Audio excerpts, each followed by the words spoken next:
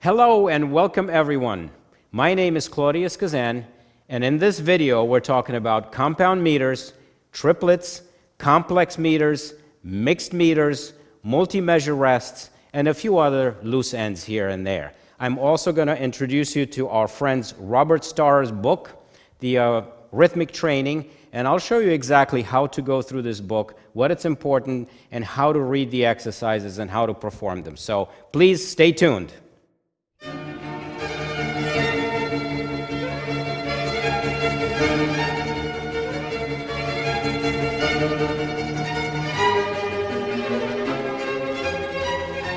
Welcome back. Before we talk about rhythmic notation and compound meters, I think I'd like to talk a little bit about the soft pedal on the piano, the leftmost pedal. This pedal is quite useful, actually, unlike the middle pedal, the sostenuto pedal, as you saw from last time. This is a pedal that's used by professionals quite a bit because it makes the sound of the piano softer. And it does this by doing one thing and basically shifting the entire keys and hammer mechanism inside the piano over by about 1/2 centimeter or so. Just enough so that the hammers that come from below hit only 2 strings instead of 3 this time. Okay? So that's one thing. We get 2 strings instead of 3. Makes the sound a little softer. And also what happens is over the years, the hammers themselves develop grooves where the hammer hits the string repeatedly. And the nice white felt that's originally on the hammers gets packed in and hardens with time.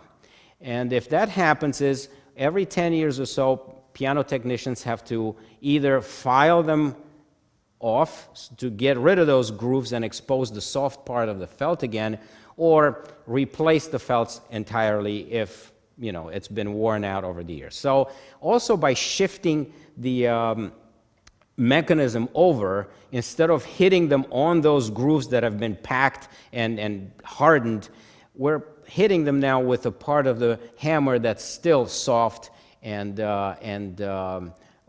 warm sounding. But remember, every 10 years or so, those hammers have to be replaced. They have to be reshaped and so on. And let's go back to the piano and see exactly how this sounds. Okay, I'm here in front of the Yamaha piano, and I'd like to show you exactly how the soft pedal, the leftmost pedal on the piano, sounds like. And I'm going to get really close to the Yamaha here, and I'm going to press the pedal. Hopefully you'll see how the keys actually get shifted over in comparison to the logo. Okay, I'm continuously pressing it right now. You can see how it moves over by, I don't know, about a centimeter, not even, less than a centimeter over. But it's an important move. Now let's go back up here for you guys to see how the hammers inside, gets shifted over also. I'm continuously pressing the pedal right now so you can see that. Okay, and let's go back right now and see how that sounds. Okay, first of all, I'm going to play a couple of chords here without the pedal, so you can hear the original sound of the piano.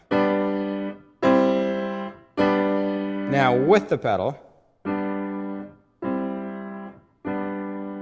notice that I'm actually trying very hard to press with the same touch and the same pressure, so there's no difference in what I'm doing for you to hear exactly what the pedal does. So one more time.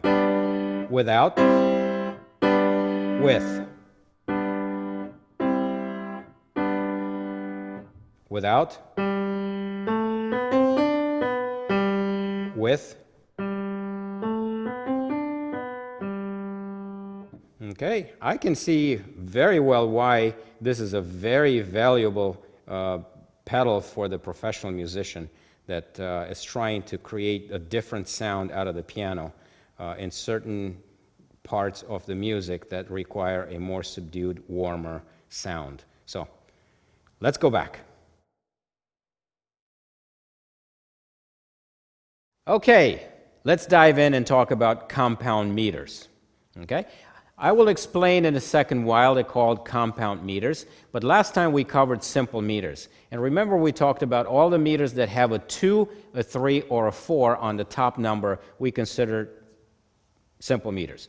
And we also learned how to conduct simple meters. The one with a 2 goes down and up. The one with a 3 goes down to the right and up. And the one with a 4 goes down to the left, to the right, and up. Okay? So keep this as in mind when we talk about compound meters. All right? Compound meters are all the meters that have 6, 9, and 12 in the upper number. Okay? Now notice something about these numbers. The 6, the 9, and the 12. 6, 9, and 12. Okay? We can actually divide these numbers by 3. If we divide the numbers by 3, okay, the 6 becomes a 2. If we divide the 9 by 3, we get 3. And if we divide the 12 by 3, we get 4. What do you notice? 2, 3, and 4. We're back to simple meters, okay? So let's see why this is important. Let's assume right here, okay, that we have actually, let me go back in here and erase what I just did, okay, but let's assume that we have a G clef and we have a 6/8 meter, all right? The number on the top is important. That's your number that counts the beats, and the beat is actually given to the 8th note, right, the lower number. But let's put in 6/8 notes in this measure here, okay? And it's easy to see if we actually group these into 2 groups of 2 by beaming them like this, okay? I can actually count 1, 2, 3, 4, 5, 6, 1, 2, 3, 4, 5, 6, all right? But it's probably easier to conduct if I group them into groups of 3, okay? And I can use only 2 beats to actually conduct this measure, going 1, 2, 3, 4, 5, 6, 1, 2, 3, 4, 5, 6, okay? So if I were to group these into 2 groups of 2 beats, I would have to actually do this. Okay? Notice that I'm using the dotted notation that we talked about last time, okay? And how we group 3/8 notes into 1, okay? And if we need to hold, for 3/8 notes, we use the dotted quarter note that groups all these 3/8 notes into 1. Okay? So if we do this, also this is a 6/8 bar in here, you can see how I can actually have 2 beats in here. 1, 2, 3, 1, 2, 3, 1, 2, 3, 4, 5, 6, 1, 2, 3, 4, 5, 6. Okay? Now, this is why it's called a compound meter, because I'm actually grouping the original beats, which are the 8th notes, into 2 longer beats. So I'm compounding them together, okay? Now, why am I doing this? I'm doing this because it's kind of hard to count 6 beats, okay? I can concentrate and I can probably do it, but once we get to 9 and 12, you'll see that it's going to be hard to count all the way to 12 and keep counting every measure, okay? But if I simplify these compound meters to simple meters, I can do it so much easier, okay? So the 6/8, okay, gets compounded into 2 beats of 3 subdivisions each, okay? 1, 2, 3, 1, 2, 3, 1, 2. Okay? All right, let's talk about the 9/8 meter right now. I'm going to do it on the bottom staff in here, okay? So 9/8, okay? That means we have 9/8 notes in the bar. Let me show you how that works. And again, I'm going to group them into groups of 3/8 notes, okay? So much easier if we group them. And now, instead of using 1, 2, 3, 4, 5, 6, 7, 8, 9 each measure, I can group them into three groups of 3 and conduct on the 3-4 model, which is down, to the right, and up.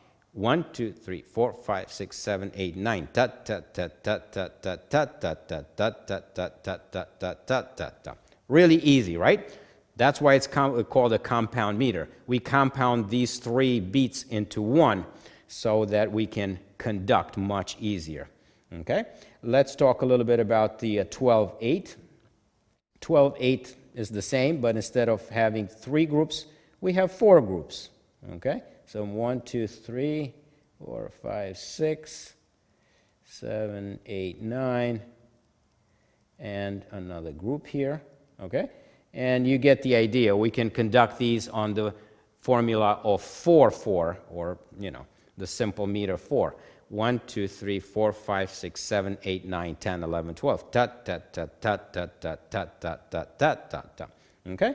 So that's why these, the 6/8, the 9/8, and the 12/8, are called compound meters. Remember, we can subdivide each beat, the new beat, that's usually compounded into the dotted quarter note, into 3 equal parts, so we can conduct easier, and we can group things easier, and we don't have to count all the way to 6, 9, and 12. Okay? So hopefully this was pretty clear. Okay? So remember, 2, 3, and 4 simple meters, but 6, 9, and 12, which are multiples of 3, we can also subdivide, compound their beats into groups of 3. Okay, and we can also use the simple meter formula of conducting to conduct these more more involved rhythms that involved 6 beats, 9 beats, 12 beats, and so on. Okay? Hopefully that's clear. So whenever you see a 6/8, a 9/8, a 12/8, remember, instead of counting all those beats in there, simplify them. Group 3 notes into one, and now you made your life a lot simpler. Now, mind you, this only works if the song and so divides into subdivisions of 3. Okay? If not, then you're not talking about a compound meter. You probably have to rethink how you're counting. It's probably a simple meter that you have to subdivide into regular eighth notes instead of these 3. So you look carefully when you have to make the decision how to write a song, what meters to use. You can use simple meters and subdivide into regular eighth notes, or if it always subdivides into 3, okay, then you can use these compound meters, the 6/8, 9/8, 12/8, to write your song in, okay, or the exercise and so on. All right? Great. Let's talk a little bit about complex meters. Complex meters are those meters that, so we talked about 2, 3, 4, 6, 9, and 12. And you're going to ask me, well, what happened to all the other numbers in between? Okay, the 5, it's going to be a complex meter. We're going to talk about this. And also the 7. Okay, you can see how these have not been included so far. The 8th is a weird one. I'm going to talk about it last because the 8th can be thought in 2 different ways. And also the 10 and the 11th. Those can also be, more weird and so on. But primarily I want to concentrate on the 5 and the 7. Okay? So let me erase everything that I have in here, and we're going to start with a fresh tablet page here and talk about the 5 and the 7. All right, let's talk about the complex meter 5/8, for example. The one that has a 5 on top. Okay, it could be 5/4 if you're dealing with quarter notes on the lower number, but it doesn't really matter. What it matters right now, it's the top number of 5. Okay, the top number 5 here, you notice that we can't really group these measures into equal numbers, right? It's either that we group them into 3 and 2, okay, or 2 and 3, like this. And this is how we end up with 5, all right? Which means that one of our beats is going to be longer than the other one, Okay, 1, 2, 3, 4, 5. 1, 2, 3, 4, 5. Da, da, da, da, da, da, da, da, da, da. So you can see why the first one's always a little longer, because it has 3 beats in there, and the second one, since it only has 2, it's going to be shorter. Okay, so basically we can also put the short one first, okay, and the other one, the longer one, second. It can be divided this way. Either way, when you deal with 5, the 5 beats in there, you'll always have to remember that you'll have to group them somehow, either 3 and 2 or 2 and 3. So you're not going to have equal beats in there, okay? You're always going to have, if you subdivide again, if you group them together into beats like we did when we talked about 6, 8, 9, 8, 12, 8. If you group them together like that, one of your beats is going to be longer than the other, which is perfectly fine. In classical music of the 17th, 18th, 19th century, these meters were not used as much. This is more of a modern, 20th century, 21st century practice. Composers have looked always for ways to notate rhythms that are a little more complex, especially rhythms that come from other cultures, and these complex meters, the 5/8, the 7/8, came in handy with notating something like this. Mozart and Beethoven really didn't use these meters, but it's nice to have them around, especially when we try to notate music that comes from foreign lands and so on, and different cultures and so on. So let's look at the 7/8 right now. 7/8 can also be grouped in some fun ways. Whoops, let's see what's happening here. Let's erase this. Let's go back, and let's see that we have 4, and then we have 3.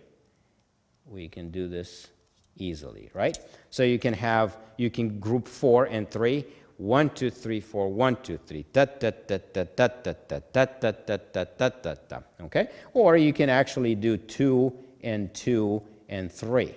This is also possible. Okay? It's easier maybe to do it this, in which case you're going to, conduct this on the formula of 3/4. This is conducted on the formula of 2/4. 1, 2, 3, 4, 1, 2, 3, 1, 2, 3, 4, 1, 2, 3. So you only use 2 beats, one that's much longer on the way down and the shorter one on the way up. Or you can use it on the 3/4 conducting formula, in which case 2 beats are going to be short, the other one's going to be long. So 1, 2, 1, 2, 1, 2, 3, 1, 2, 1, 2, 1, 2, 3, 1, 2, 1, 2, 1, 2, 3, or the other way around. 1, 2, 3, 1, 2, 1, 2, 1, 2, 3, 1, 2, 1, 2, or even 1, 2, 1, 2, 3, 1, 2, 1, 2, 1, 2, 3, 1, 2. Okay? Either way, you can combine them anyway. So they add up to 7 in there. So these are the complex meters. We can go on with the which one we didn't look at, the 10/8. Okay, 10/8 you can have, maybe something like this: 1, 2, 3, 4, 1, 2, 3, and then another 1, 2, 3. Right, that gives you 10. 1, 2, 3, 4, 1, 2, 3, 1, 2, 3, 1, 2, 3, 4, 1, 2, 3, 1, 2, 3. Again, the first beat is going to be longer, the other 2 are going to be shorter, and so on. So these are basically variations of the compound meters that I started with, but they're kind of complex because one beat is longer than the other, so we're making compromises in here just to fit in these odd numbers in here. Okay? Same thing happens with the 11/8. Not a meter that's used much these days, but you can see how you can combine certain things to arrive at 8 beats in there. Okay? I'm not going to put it down, but that's the idea. What I want you guys to get out of this one is that, remember this, when we talk about simple meters, we had 2, 3, and 4. When we talk about compound meters, we had 6, 9, and 12. Anything in between in there, it's a complex meter. And you arrive at it by lengthening the beat a little bit. Again, it's a variation of the compound meters. You have to group things together, and when you group things together, you're going to end up with meters with beats that are longer than others, which is perfectly fine. All right, let's talk about the 8/8 meter. I wanted to leave this one last. You can divide the measure like this, okay? And then you don't have really a problem because this is really 4/4. It's not 8/8, right? So if you're being very conventional about dividing the beat symmetrically in here, you're not talking about a complex meter. You're talking about a simple meter like 4/4, and then you've just subdivided, into eighth notes. You conduct on the formula of 4, 1, 2, 1, 2, 1, 2, 1, 2, and you arrive at 8. But what if you want to do something a little crazier like this? 1, 2, 3, 1, 2, 3, 1, 2. Okay? So now you're talking about complex meter because one of your beats is going to be shorter than the other two. So 1, 2, 3, 1, 2, 3, 1, 2, 1, 2, 3, 1, 2, 3, 1, 2, 1, 2, 3, 1, 2, 3, 1, 2. You arrived at 8, but you're subdividing the first two beats into 3 and the third one into 2. Okay? Still, it might be worth doing it because remember, if you want to accent these, on the first, the fourth, and then the seventh, then you need a complex meter like this to represent it. Okay? So the 8/8 can fall into two categories. It can be a simple meter if you divide everything symmetrically, okay? Or it can be a complex meter if you divide it into groups of 3 and 2s. And so remember, you can mix and match the groups. You don't have to always do 3, 3, and 2. You can do 3, 2, and 3, or 2, 3, and 3. Either way, you're going to arrive at 8/8, so you're going to need a complex meter to represent it, okay? So that's all there is about complex meters. That's pretty easy if you keep these things in mind, okay?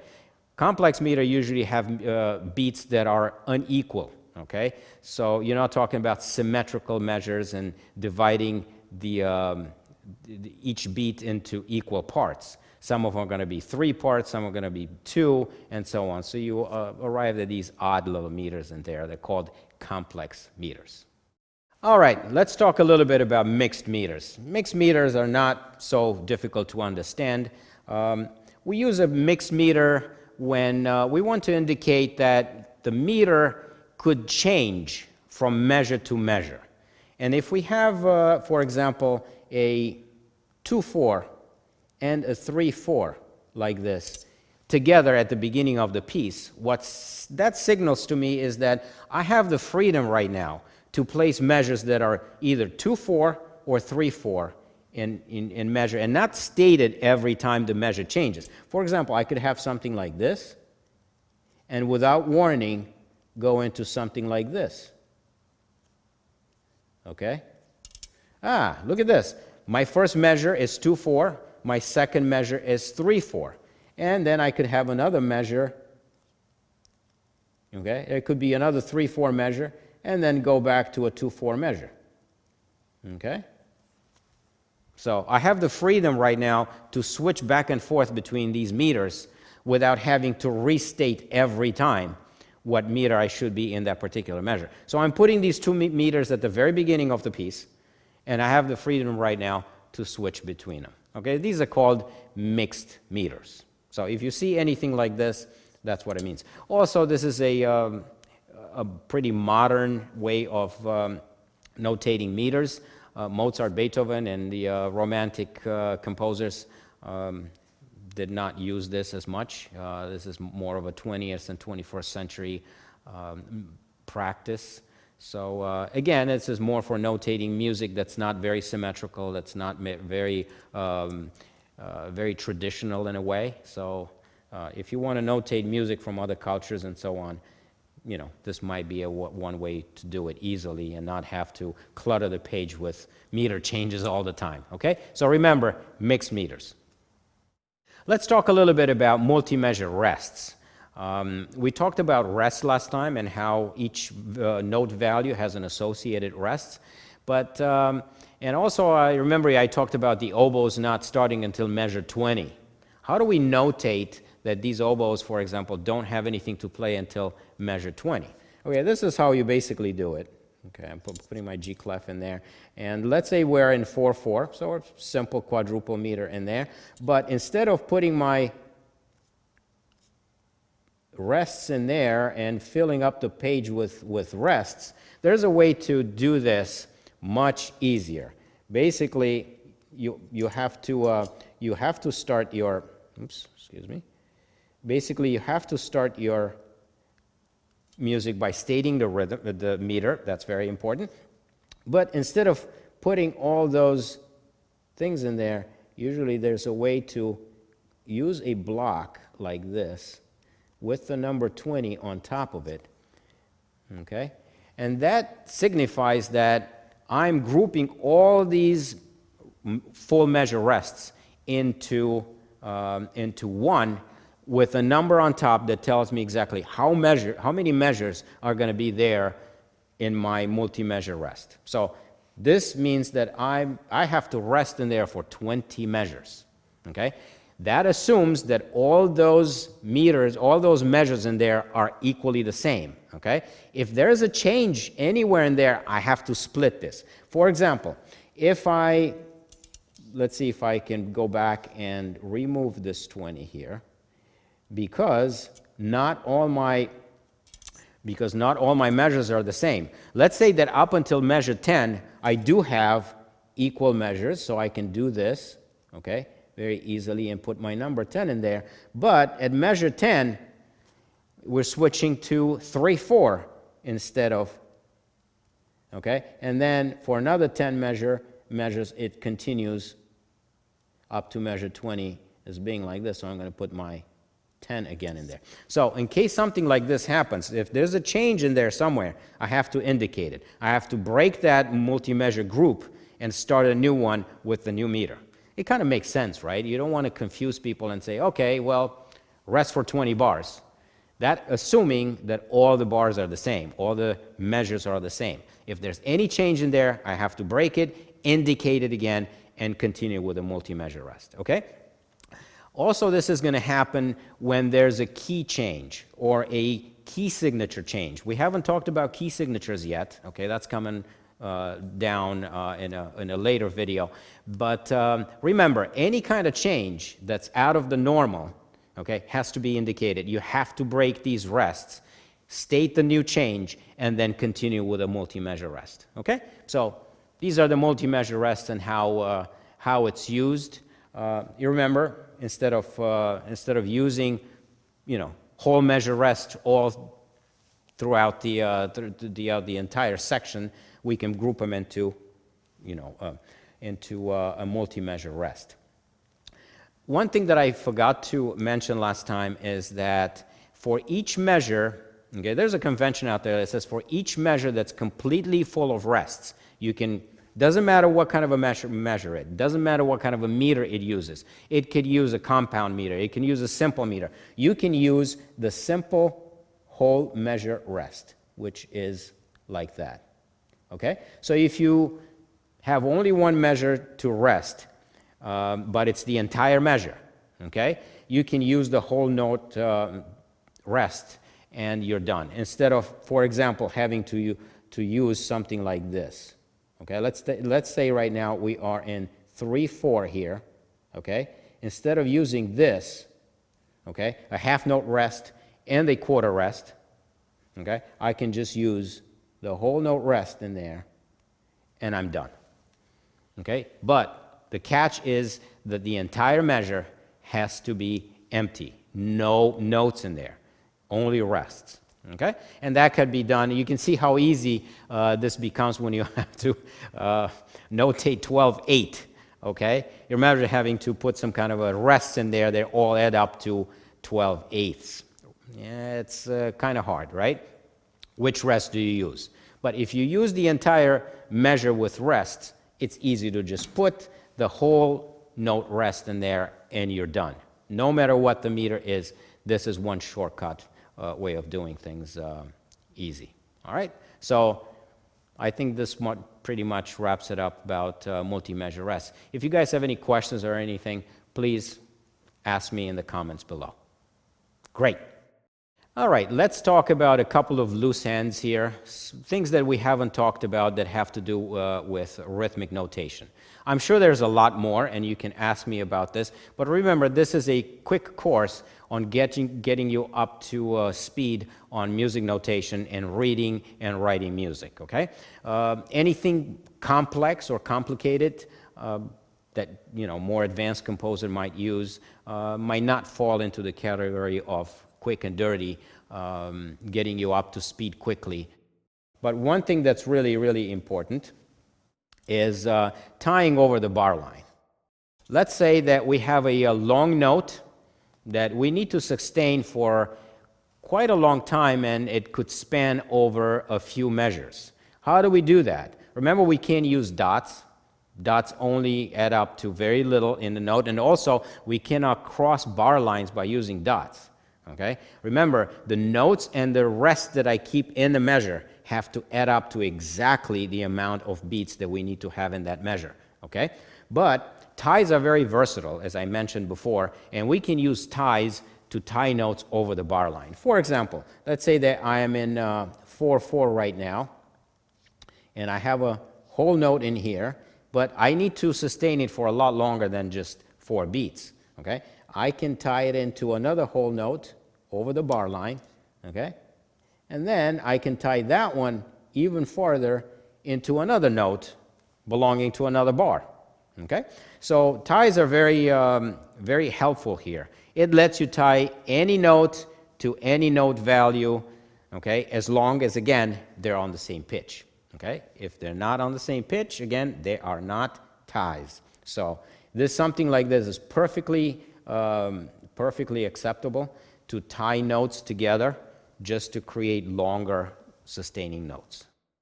Let's talk a little bit about accented and unaccented parts of the measure. We haven't talked much about that. So let's pick a few. Oops. Let's pick a few meters in here. How about 4/4? Okay. Now, let's put 4 quarter notes in here.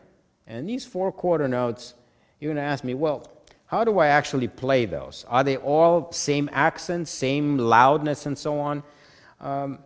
Well, if nothing gets notated there, yes, but there's also a convention that says that usually the first beat gets the loudest of all 4 of them. Okay? That's basically to indicate that, yes, I'm on the first part of the beat. Okay? So, ta, ta, ta, ta, ta, ta, ta, ta. Okay? Also, you'll see some books stating that the third beat has some kind of an accent. It's not quite as much as the first, but it's the second most accented in the bar for something like ta, ta, ta, ta, ta, ta, ta, ta. Okay?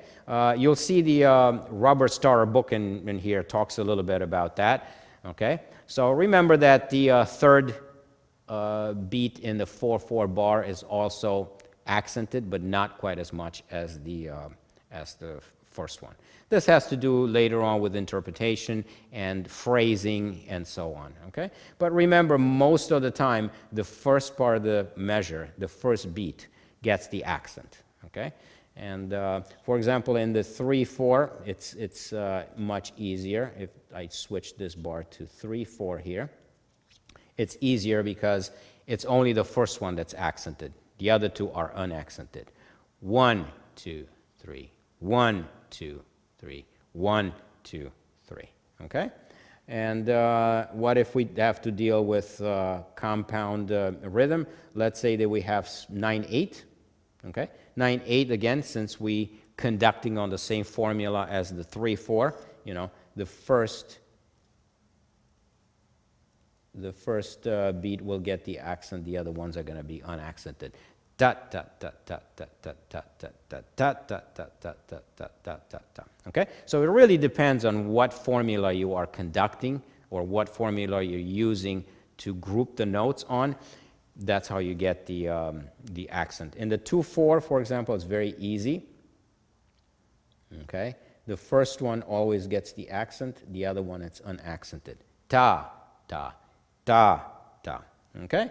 And Remember how we can take compound meter and pretty much simplify them into the simple meters, except that they subdivide into 3 each. But keep that in mind when you conduct and what parts of the beat you accent. Okay? So that's one other little loose end that I wanted to clarify. Let's talk about the pickup bars. You'll see, and I'm going to, actually let's use the bottom staff here. You'll see that sometimes, let's say they went 4/4, and you see something like this. I'm just giving you a musical example right now. Okay? Notice what I did. I started my song there with an 8th note, and then immediately I drew a bar line. Whenever you see an incomplete measure like that in the very beginning, that's called a pickup bar, or just a pickup. It pickups to where? Pickups to the main beat, which comes in right after the bar line. Okay? So if you see anything like that, that's called a pickup bar, and it's usually done like this. I'm going to try to ta in here what I put on the thing. Ta, ta, ta, ta, ta, ta. Okay? So it's a note or a group of notes. By the way, I can have, let's see in here. Let's go. We can go something like this. So I don't have to have just one note. Okay? I can have a group of notes as my pickup bar. Okay? Something like that. Ta-da-dum, ta, ta, dum, ta-da-dum, ta, ta, ta, dum. Okay? As long as that measure is incomplete there, okay, we're talking about a pickup bar. Now, that's nice and fine. If the song is a small song or something like that, you have to kind of account for the fact that you've borrowed those notes there that really don't subscribe to anything in the beginning. You usually take them off at the end. So, for example, let's say that we are in 4/4, and we have a pickup measure in here of 2/8 notes of something like this. Okay? And the song goes on and so on. But you notice that the first measure, it's incomplete. It's only one beat. I have 2/8 notes in there. Okay? Therefore, 1/4 note. They both add up to 1/4 note. So, let's say that the song ends in here. Okay? And this is my last measure here. What do I have to do here? I need to account for that amount of notes that I borrowed from the last. So instead of having a whole note at the end, I cannot have a whole note. I have to have only 3 beats at the end and put my double bar line at the end. Okay? And so basically, if you see an incomplete measure at the end of a song, look and see, did the song start with a pickup bar? If it did, that's why. Okay? So the last bar in the piece and the first incomplete measure there have to add up to a complete measure. Okay? So next time you see an incomplete measure and you wonder why the composer is not finishing up the song all the way to the end of the bar line, look in the beginning and see, did he start with a pickup bar? And if he did, that's why. So remember, the pickup and the last measure have to add up together to one complete measure. This pickup bar is also called an anacrusis. Okay? We don't use this term much in English right now. We use it a pickup because it's, easier to understand. Okay, it's a pickup. It's pickup to where? It picks up to the first complete measure, which has usually the most accented beat. Ta-da-dum, ta-da-dum. Okay? So that's how it's used, and that's how it gets notated. Let's go on and talk about the Rubber Star Rhythmic Training book that I'm going to have links on. I want you guys to go to Amazon and purchase it. It's not expensive. It's under $20. It's probably not even that much. I think it's anywhere between $12, $13, $14 or something, or even less. Sometimes they have sales and so on. But the book looks like this. Okay? It looks like this, and it has Rhythmic Training by Rubber Star. Rubber Star was an American composer. He also taught somewhere in Israel before. And I want you guys to skip the first 3 exercises in there. The first 3 exercises are very preliminary. They're very basic exercises. So let's look at chapter 1, exercise number 4 in the Robert Starr book. I will show you exactly how this is done. I've set my metronome at 90 right now, and it doesn't matter if it's set to 4/4 or 3/4, as long as you have a steady beat at 90. You won't be looking physically at the metronome. You'll have to concentrate on it and listen to it, but you won't be looking at it.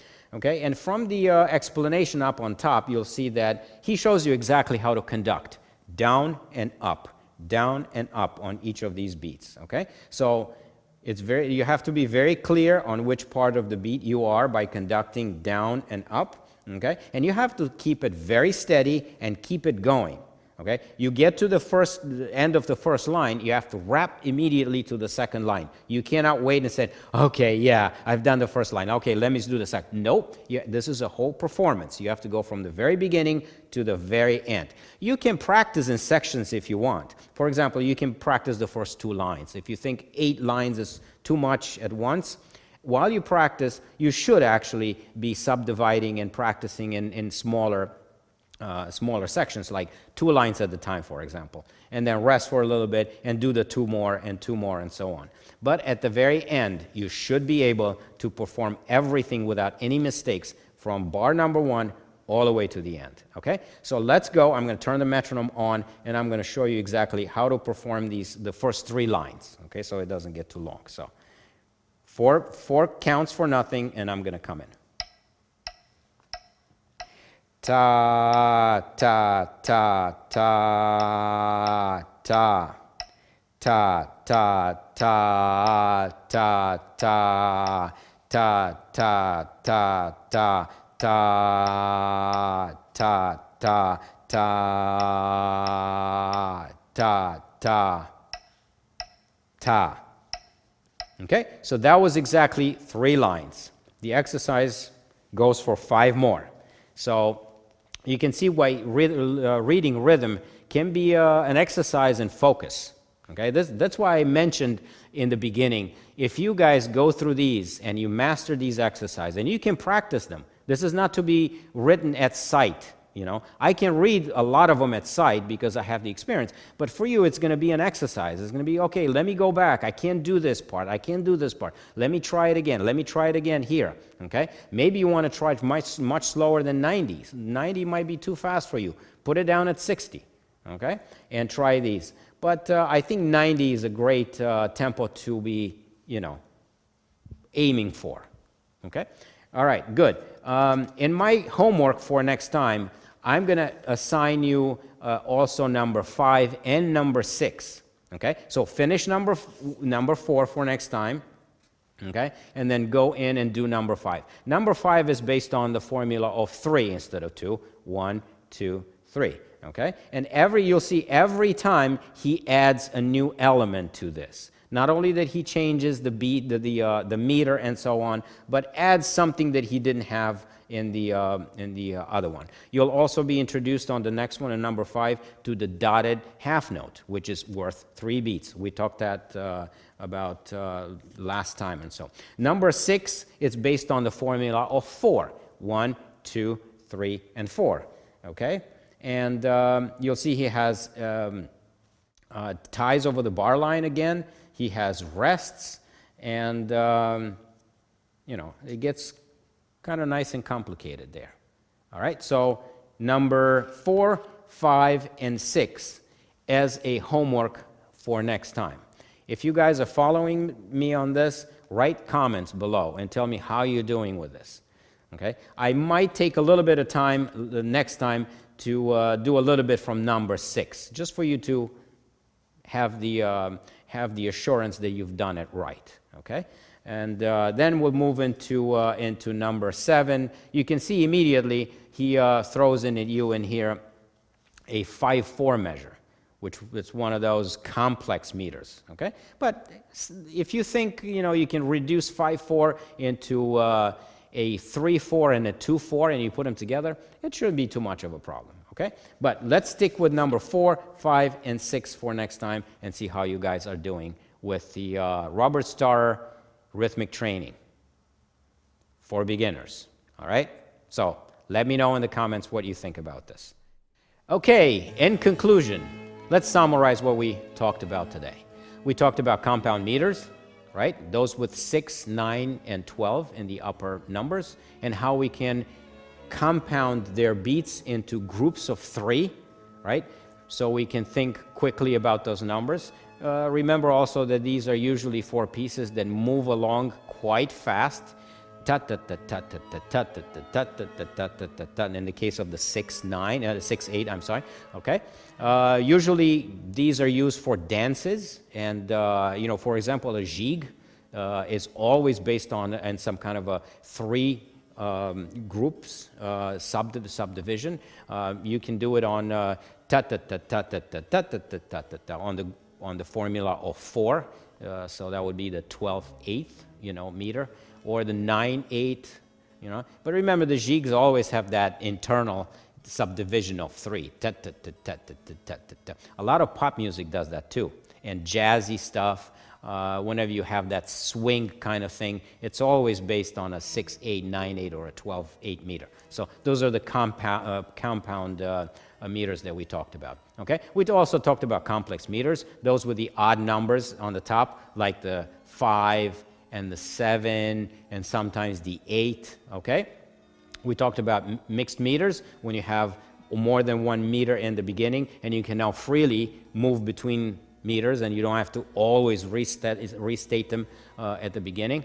Okay. We also talked about some multi-measure rests, and how we group measures into multi-measure rests, and we don't have to, state measures with 1 rest, throughout the entire section. That would be pretty not very efficient way of doing it. Okay. And how those meters have to be split. In case there's a change somewhere, we cannot just assume that we put 20 bars in there, but there's a change somewhere in the middle. We have to break the multi-measure rest, state the change, and then continue with a multi-measure rest. Okay. We also talked about how we tie over the bar line, and I showed you exactly how that's done. We talked about accented and unaccented part of the beat, and also about the pickup measure, okay, or the anacrusis, and how that pickup has to be accounted for in the last bar of the piece. So the last bar of the piece and the pickup bar have to form, when you put their values together, a complete measure. Okay. And we also went in and we talked about the Rhythmic Training by Robert Starr, and this is going to be a very invaluable book. In my experience as a music teacher, rhythmic training is more difficult than pitch training. Okay? If you have some kind of a talent, you can immediately pick up pitches and so on. But rhythmic training, I've seen even very talented people who have really great concept of pitch and so on, really struggle with rhythm. So I think this book, it's really so great that only concentrates on the rhythmic aspect of music. So I want you guys to really go out and purchase this book. It's not expensive again. I'm going to put a link down below. Go get the book and do the homework. If you do this, you are going to be well off, and everything's going to be fine. You're well on your way to read music quite well, and you're not going to be surprised when you see a piece of music to say, oh, but how do I read this rhythm? Oh, I remember Robert Starr. He had something like this in his book, and I've gone through this, so I know exactly how to perform these rhythms, okay? All right, let's talk about your homework for next time. We already talked about the homework from the Robert Starr book, those 3 exercises that I want you guys to read and perform and feel comfortable with the metronome and conducting. But I also want you to compose a 4-bar rhythmic section in each of these meters. 4/4, 6/8, 3/8, 9/8, and 12/4. You already know about all this, so use your imagination, and I want you to use the following elements in all of these exercises. 8th notes. I want you to use 8th notes and group them where appropriate with beam notation. 16th notes, same way, beam them wherever appropriate. I want you to use rests, all the rests or some rests, whatever you choose, ties over the bar line, and dotted notes. all these things, stuff that we've talked about already. So I want you to be creative and compose 4 bars in each of those meters that I mentioned. Until my next video, which is going to be more rhythm exercises from the Star book and introduction to solfege. I'm going to introduce you to how do we sing in solfege, how do we assign syllables, the do re mi's, to different pitches and so on, and how we actually perform pitch and rhythm together. Some very basic stuff first, but that's going to get a little more complex, and I've created my own solfege exercises over the years, and I'm going to share them with you guys. Until then, I want you to stay healthy and safe, and I'll see you guys on my next video.